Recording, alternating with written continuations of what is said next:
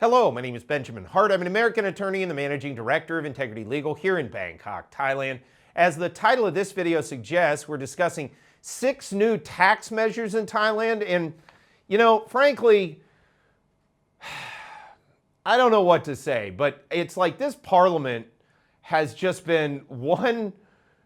It's not that it's doing the opposite of what anybody wanted. It's like nobody wanted things and they just come up with things. It's like 6 new tax measures. I'm pretty sure in the election in 23, nobody was voting in 6 new tax measures. And by the way, I don't remember that being on anyone's platform at the time. And meanwhile, as we'll get to, a lot of this looks like it's a lot of, for lack of a better term, foreign globalist undue influence in Thailand or driven by that. That said, let's jump in. I thought of making this video after reading a recent article from the Bangkok Post, bangkokpost.com. Article is titled, Tax Policy to Address Environment and Health Issues. Now, what really does tax policy have to do with environment or health issues? We really need to step back just across the world, not just Thailand or America, but across the world and step back and say, since when did we say that our tax collectors were also some sort of environmental philanthropists, or that they're running around trying to help with public health? If anything, from COVID, we learned that they're doing the exact opposite. And the other thing that we learned, all these new tax measures we've seen come out is because the bureaucracies of the world, not just Thailand and the US, but elsewhere, have been running around like their hair's on fire because they don't have any revenues, or their revenues are dramatically diminished from 5 years ago. Why? Oh, what could possibly have done that? I don't know. Shutting us all down for 3 years due to health policy, which was based on a bunch of nonsense from what I can ascertain at this point in retrospect. So it's really just, what does tax and environmental policy have to do with one another? Tax should be for, hey, we need a road, hey, we need to put on this initiative, we need an army, whatever. We levy some taxes to pay for that. This notion that somehow by paying taxes the sky will be bluer or something is really, really nonsensical. That said, quoting directly, the Excise Department is preparing 6 new tax measures focusing on environmental protection and public health. Did anybody ask for that? Was anybody looking for that? Was anybody voting for that? Quoting further, the measures are designed to align with future international trade rules. Whose rules? Are they rules imposed on Thailand from the outside?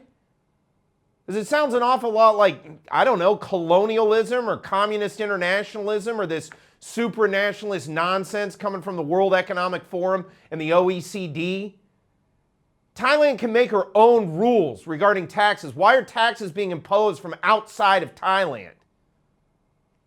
Quoting further, in which environmental issues and public health will play a bigger role, according to Pomchai Theoraweja, the department's director general. Who says environmental issues and public health? And in what way in a tax context, other than it's simply a pretext to hit us up for more money? Quoting further, the first expands the tax base on goods that negatively affect the environment and prepares measures to cope with the carbon border adjustment mechanism, the landmark carbon import tariff in the European Union. Is Thailand in the European Union? When did we join that?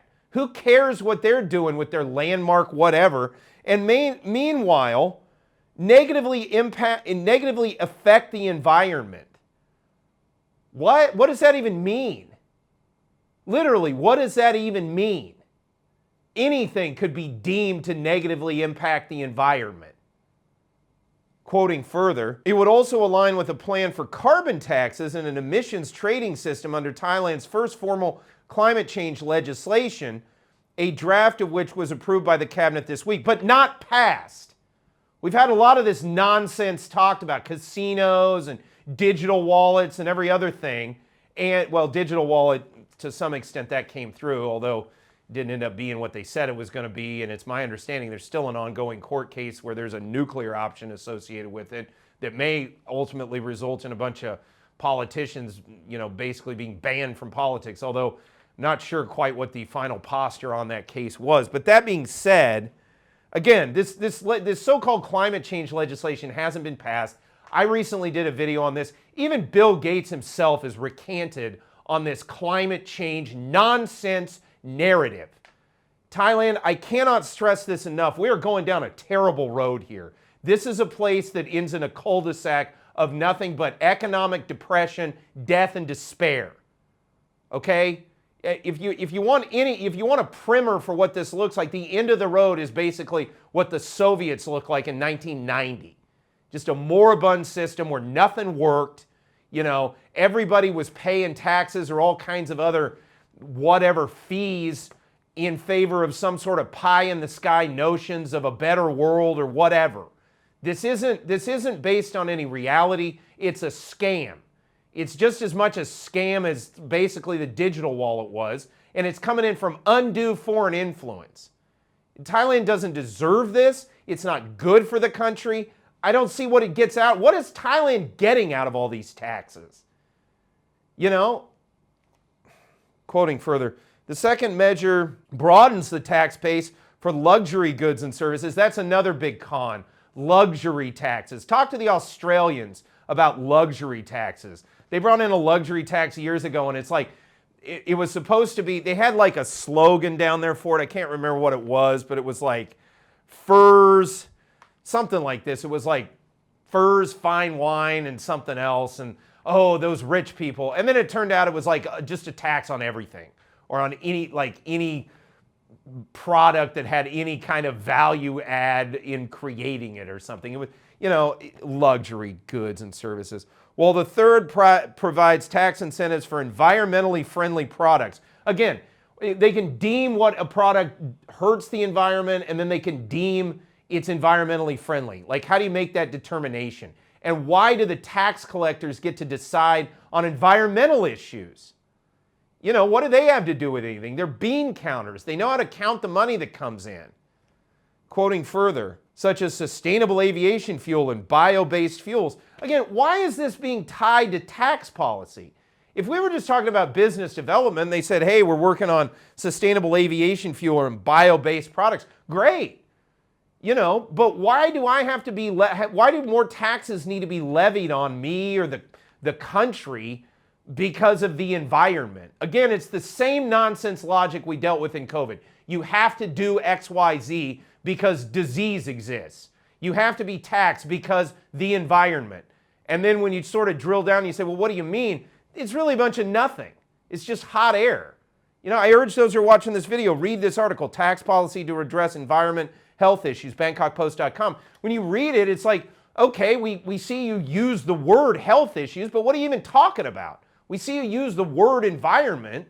What does this mean? Sounds like it just means more taxes, and this is just the smoke screen for them to try to implement it. It's what it sounds like to me. Quoting further, the fourth introduces a salt tax to reduce health problems caused by excessive sodium consumption. What? What?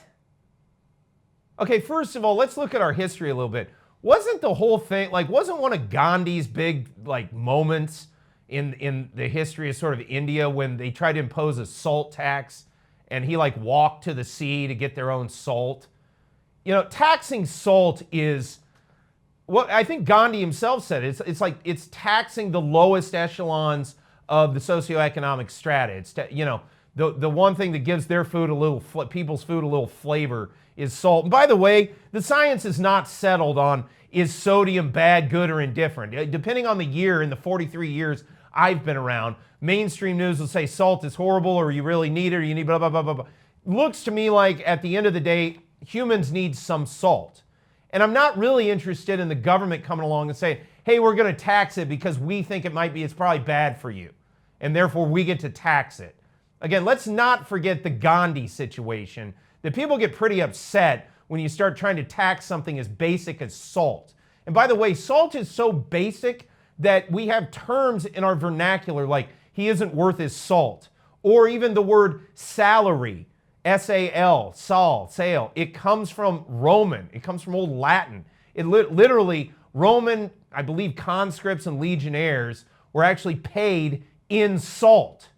Okay? This is like a critical component of any ecosystem, if you will. Forget economy, just ecosystem. And here they are coming along, oh, we want to tax that. You know, have we, what? Why? To get what out of? Just more money to do what? Shut us down again for 3 years? Apropos of nothing at the behest of a communist at the head of the World Health Organization? Why do you need money for salt taxes?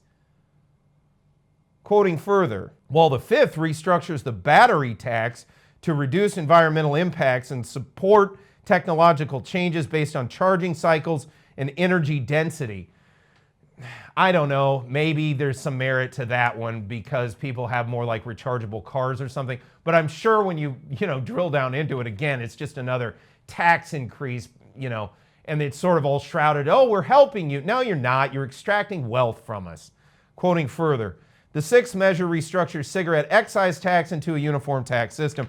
That might actually be an overall good thing for, if you have sort of a streamlined tax system. That being said, I'm not as knowledgeable in the intricacies of Thai cigarette tax to be able to comment too directly on that. But I got to be honest with you, just after reading this article, it was like, who wanted this?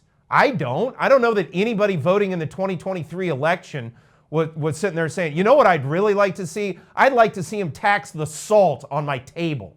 Yeah, that's great. Yeah, I don't know what is going on at this point. The government only seems to ever get together to come up with more reasons to tell us what to do or to take money from us. And then meanwhile, they tell us, these different parties come along and things and tell us they're better than the other one. Really? I mean, I do have to say, compared to whatever, 6, 8, 10 weeks ago now, where, they were meeting openly with the World Economic Forum in the purple room here. I guess we're a little better than that. But I mean, come on, this is just, again, this carbon emissions tax. Thailand doesn't need any of this. This is all going to turn into an albatross. It's going to hang around Thailand's economy like an albatross around the neck in the rhyme of the Ancient Mariner, and it's going to drag us all down with it. None of this is good policy. We need to get on with innovating, creating new economic opportunities, adding value. Yeah, taxes are a thing. We're going to need to pay some taxes in order to maintain a society. That's sort of a given. But this is just ridiculous. They're trying to tax us on carbon and salt, two of the basic building blocks of just life and just being alive. I mean, it's ridiculous. That being said, we'll certainly be keeping you updated on this channel as the situation evolves.